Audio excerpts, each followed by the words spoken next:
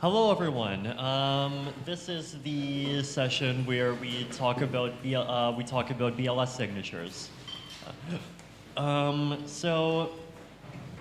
To start off, basically the point of all this is it's a cryptographic primitive that makes it very easy for us to process signatures from many hundreds or potentially thousands of validators all at once, which is convenient because it basically means that we can massively increase the number of validators that we can support as part of the Casper specification, which was responsible for us being able to reduce the staking minimum from 1,500 Ether to 32 Ether, along with a whole bunch of other good things, like reducing finality time or reducing overhead.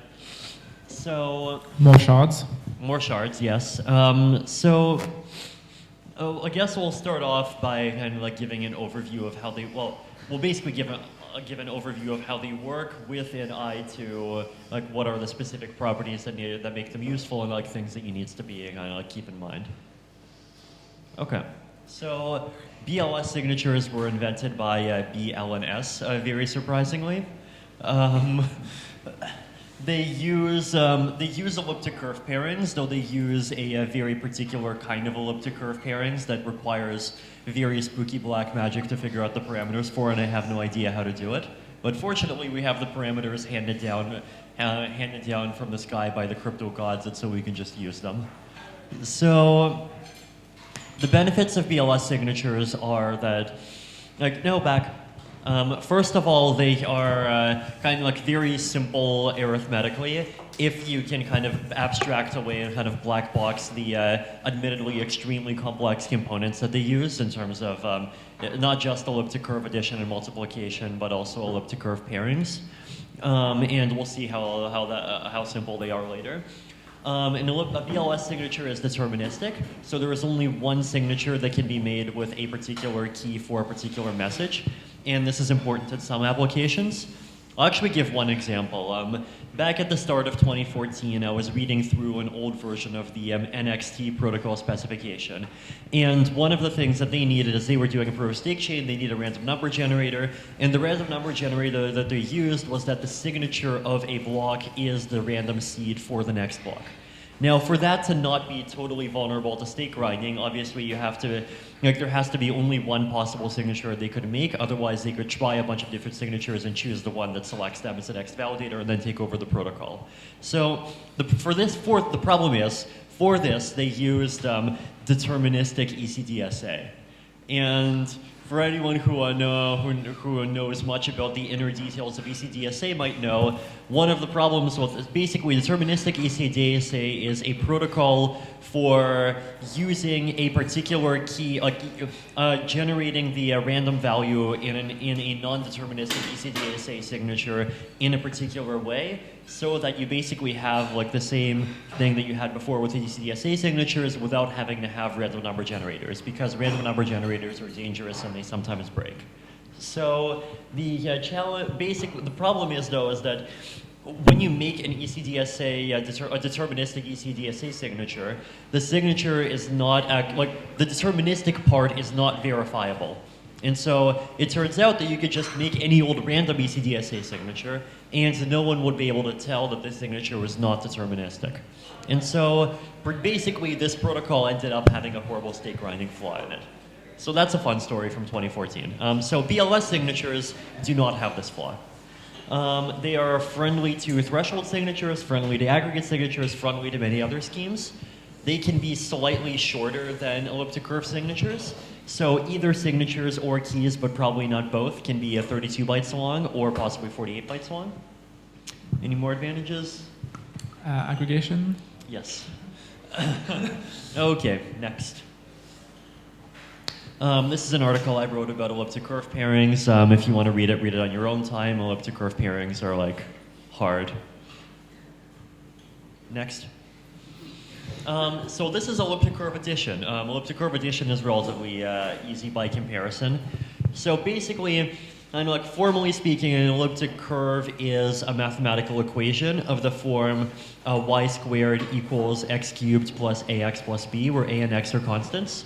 And if you do this over the real numbers, this creates a nice, pretty curve that kind of looks curvy, but it's definitely not an ellipse. So I know there's some fancy explanation for why they're called elliptical, but I don't know what it is.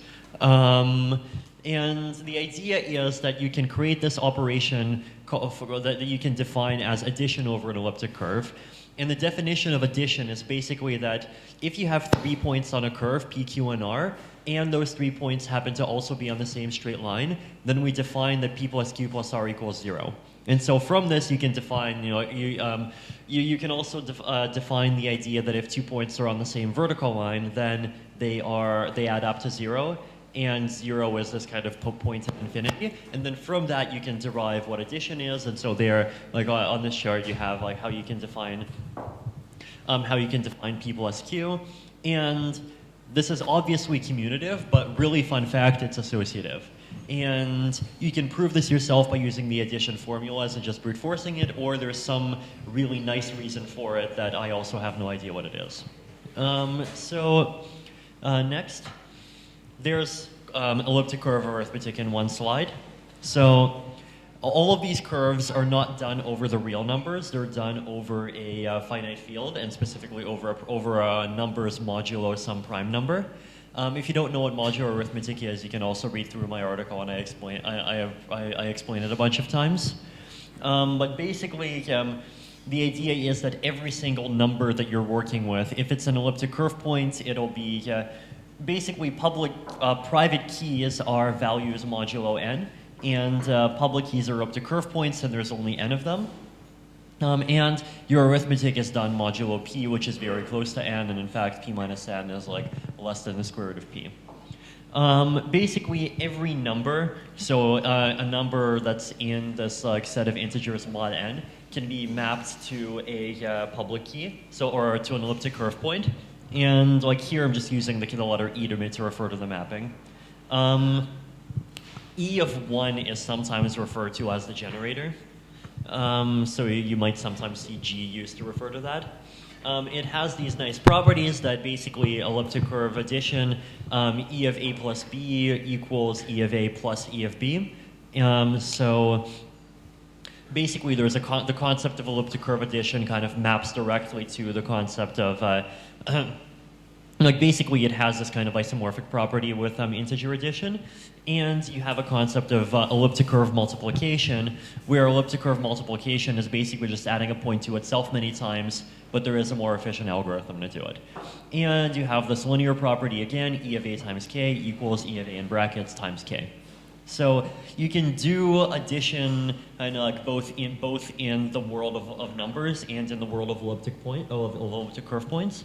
And you can multiply elliptic curve points by numbers, and like all of this matches up in the way that you would expect. E of n or E of 0 is the points of infinity. Given k, you can efficiently compute the points E of k, but given E of k, you cannot efficiently compute k. And this is kind of the hard cryptographic problem that everything rests on top of. Yes, next. Pairing arithmetic. So this is where life gets more interesting. So basically there's another function that sometimes gets called lowercase e. And lowercase e is a function that takes as input 2 elliptic curve points. And as an output, it gives an element of fp to the 12. So it's basically a weird special kind of modular complex number. Like that's probably the simplest way to think about it. And it satisfies two properties. One of them is bilinearity, so E of A1 plus A2 and B equals A1 of B times A2 of B. Now notice that here we're going from plus to times because like these it is additive, but like in the world of FP12 outputs, like the addition it sort of turns into multiplication. And you can do the same thing on the left side or the right side, and same thing for multiplication. So E of A times K and B equals to E of A and B to the power of K. Obviously E of anything and the point of infinity equals to 1. So in the world of multiplication and exponents, it's 1 that's the identity instead of 0. So that's why basically 0 maps to 1.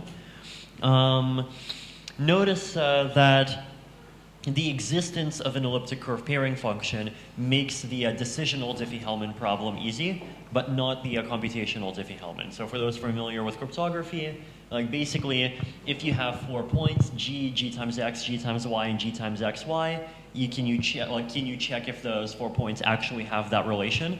That kind of is the decisional Diffie-Hellman problem, and with elliptic curve points, you can do it. But if you don't have g of x, y, and you do have g of x and g of y, but not x and y, you still have no way of calculating g of x, g times x, y. Now, it does remain an open question whether or not there even exists a mathematical structure where computational Diffie-Hellman is also easy, but discrete log is hard. And that would actually be really useful for cryptography in a bunch of ways, but as of yet, we don't have that. But we do have these structures where you can do decisional Diffie-Hellman, which is great. So basically, decisional Diffie-Hellman is good enough to do general purpose to be a backbone for general purpose zero knowledge proofs. And if you had computational Diffie-Hellman, you might be able to also make a backbone for homomorphic encryption. Pairings are done, like the left side of a pairing and the right side of a pairing are in 2 different elliptic curves. So they're often called G1 and G2. But G1, G2, and these funny modular complex numbers that the E function outputs all have order n, which basically means if you take any value in any of these groups and multiply it by n, then you get like basically the equivalent of 0. So either 0 or 1 are the points at infinity. So for those who can follow math, like that basically is kind of like the arithmetic of elliptic curves and elliptic curve pairings in one slide. So the next question is like, I gave the word next. Basically how do BLS signatures work, right? So first of all, like messages, like for a BLS signature, one important point is that messages need to be hashed into, not like you don't hash messages into 32 bytes, you hash messages into an elliptic curve point. And in this example, I have that be in G2, but technically you can like flip around the roles of G1 and G2 here and you'll be fine.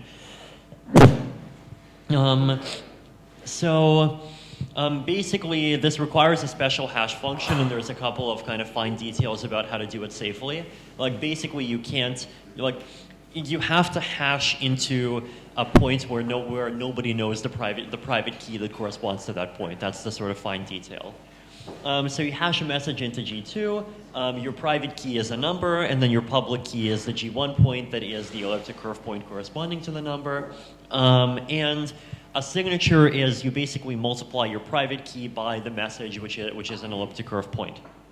And if you want to verify a signature, well, verification requires an elliptic curve pairing check. And the pairing check basically is you verify if this like E of the public key and the message equals to the pairing of like the generator, so like E of 1 and the signature. And if you kind of understand the bilinearity property, you can kind of stare at that equation and understand that it makes sense. Just as a quick poll, how many people can stare at this and like to them like it does make sense that at least like that signature verification equation works? Okay, that's good. So next, yes. Now here's the fun part. BLS signatures support aggregation. How do you aggregate a bunch of signatures? You just add them up. That's literally what it is. You just add up the signatures.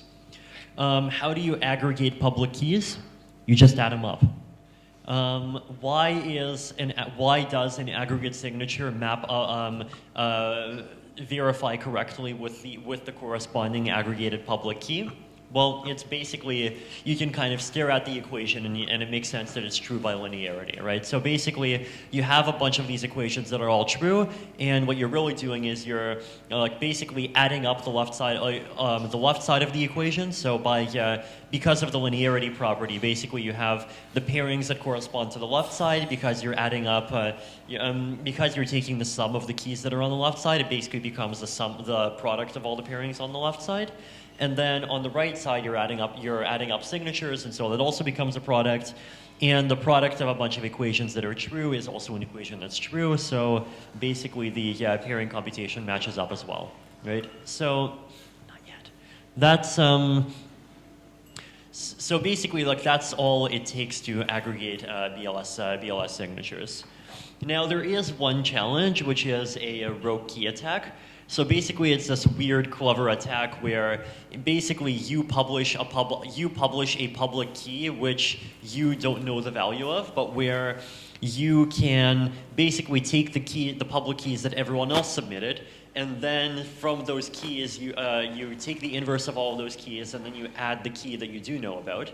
And then you can do this really mean trick where basically you don't know the secret number that you can use to make signatures yourself, but you basically constructed a public, you set up your public key so that the aggregate public key actually is the public key that you know the private key for, and so you can sort of unilaterally act on behalf of the entire committee. This is very dangerous, obviously. So there's a fix, which is basically that, there's like 5 different fixes, and like there's one that came out very recently, but the simplest one is whenever you sign up, you basically require the submitter to prove ownership of the private key that corresponds to the public key that they submit, and by doing that, you prove that they're not submitting a rogue key. So notice that you can also make an aggregate signature for multiple messages, but this requires like basically more pairing computations to check. So you have, instead of having just one elliptic curve pairing thing on the left side, what you would do is the expression would be that on the left side you would have pairing of one set of keys and hash of one message times pairing of another set of keys and another message hash times pairing of another set of keys and another message hash, and so on and so forth. So you can basically make one aggregate signature for as many pairings and as many messages as you want. Next. So as far as performance goes, so from a data perspective, the signature size is basically 96 bytes with a BLS 12381.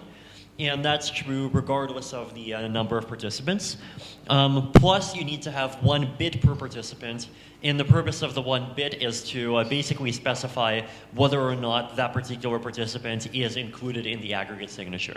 And then, if you already know everyone's public keys, then you can basically calculate up the aggregate signature, and you can verify it. The verification time is 1 pairing computation. So, or more precisely, kind of 2 half-pairing computations and 1 pairing finalization from a kind of optimization standpoint, but that's a fairly small detail. Plus 1 elliptic curve addition per participant.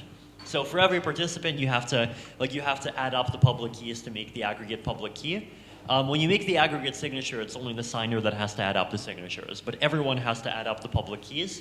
Fortunately, elliptic curve addition is like incredibly quick to compute, and even 1 ECDSA signature requires about 1,000 elliptic curve additions. So you can totally do elliptic curve additions extremely quickly.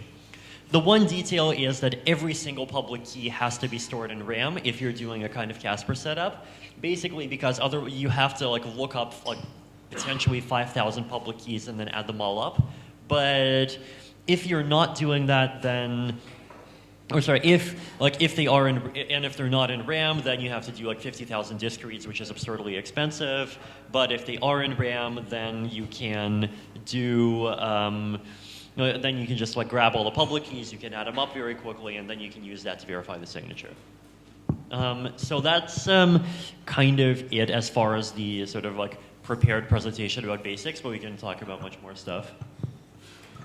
I mean, in terms of performance, the concrete performance, the bottleneck is the pairing. So you have to do about 2 pairings if you want to have an aggregate signature on a single message, and each pairing is about 2.5 milliseconds. Maybe optimizable to something like 1 millisecond. So that's the ballpark. In Python, it's 0.4 seconds, and with PyPy, it's 0.15, but that's because Python is slow.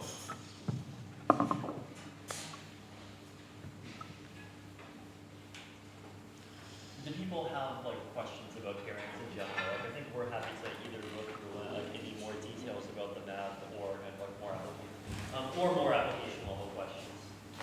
Can you go back to the slide where you like explain how the signature works? Sure. Can you go back to the signature? Yes, that one.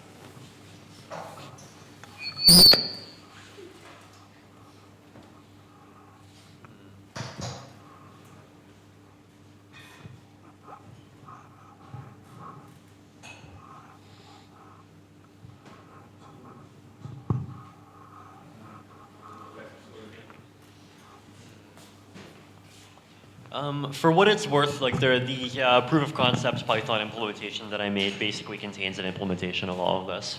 So if we think about not just the signatures themselves, but the actual mechanics of aggregation, right?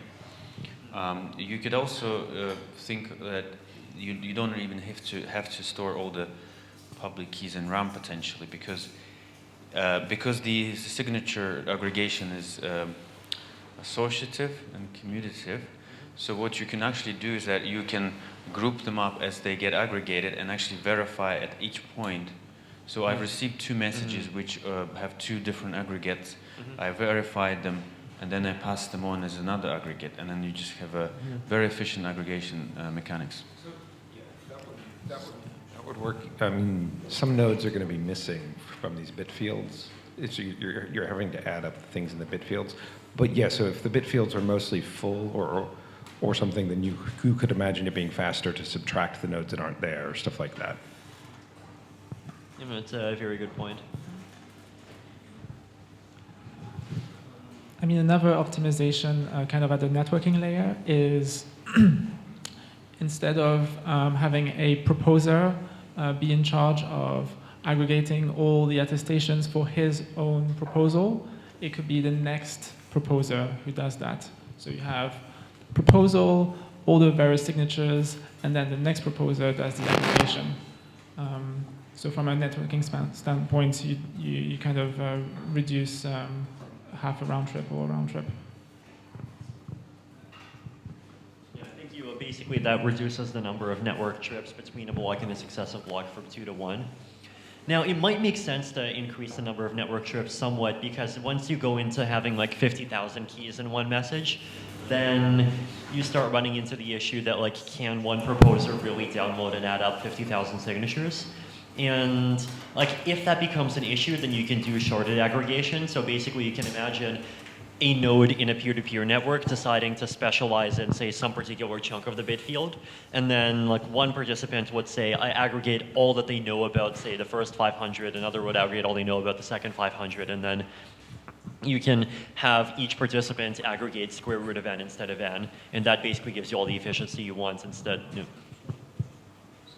basically the current proposal, the proposal is to have the proposer get the signature from each other notary or whatever, and then they aggregate it all themselves. That's the naive way of doing it, and as the naive way of doing it becomes too inefficient, which could start happening as we move from like small sets of validators to like the live net with like 400,000 or whatever validators total, then it would make sense to add in some kind of this kind of two-level sharded aggregation structure. So can you sort of like target someone for? Can you target someone for exclusion during this like aggregation process? And what you can probably do is you can basically you can, though, like in this, like if we do this kind of. Okay, so first of all, there's two aspects, right? So in the simplest model where the proposer has to aggregate all the signatures, then yes, the proposer can exclude whoever they want, up to a maximum of like whatever the minimum number is that they have to include. But then from like what we're doing from from a fork choice rule standpoint, first of all, you can still count them if you want to, because you can use like ghost. And from an incentivization standpoint, like you can have, and generally from an accounting standpoint, you can allow any of the messages that were not included to become included in the next block. okay. Yeah. Vitalik, you said that the parameters of the curve were not found, but somehow the crypto gods have given them. Yes. So what did you really mean, seriously? Basically, the idea is that actually generating these curves that have this specific setup, that they are pairing compatible, like they require very specific properties of how the numbers work. And even something like calculating how many points there are in a curve, like this requires extremely advanced algorithms that are... But can we do it? Fortunately, we don't have to, because we can just use the BLS 12381 parameters. They already did it. Yeah, they already did okay. it. And the second question is that, maybe I've missed it, but do we already have that hash function as well? Okay. Oh, no, sorry, back. The hash function which maps into a group. Back one. Yes. Oh, okay, we have that as well. Yes. So it's I already- totally implementable. Yes, totally implementable. No, for the hash function, like I already did it, and like Dan Bonet gave the green light to the approach, which is you basically hash into the x coordinate, and then you derive the y coordinate from the x coordinate. So that way you generate a point that you don't know the corresponding discrete log for. That's basically the one thing that matters. I mean, it's quite old crypto, and other than the new curve, which is quite recent, but it has been audited. Another good thing is that there's a bunch of other projects in the blockchain space who are starting to use BLS. So Definity, I learned about Polkadot today. There's Chia, and just in general, it seems that there's more awareness around this. And I think even Bitcoin is considering BLS signatures as an alternative to Schnorr, maybe. Is this a signature scheme you're considering to be like the kind of enshrined base signature scheme for the transactions and execution layer?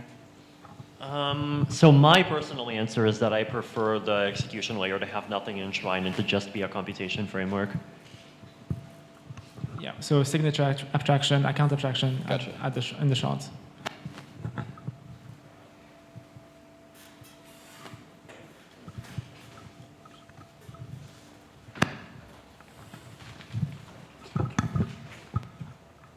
Is the curve part of any official standard, like, I don't know, NIST or ISO or anything?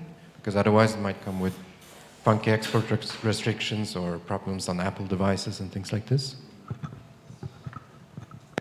I believe the only project that is intending to use it and is not even using it right now is Zcash.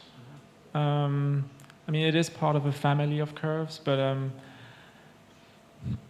yeah, they have an implementation in Rust, which they've also audited. So they've audited the implementation and the curve separately. And the number is 2.5 milliseconds. That's from this specific Rust implementation.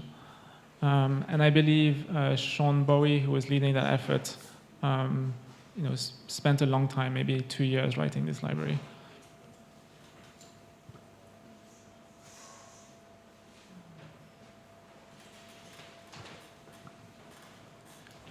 The specific curve, also Chia network intends to use it.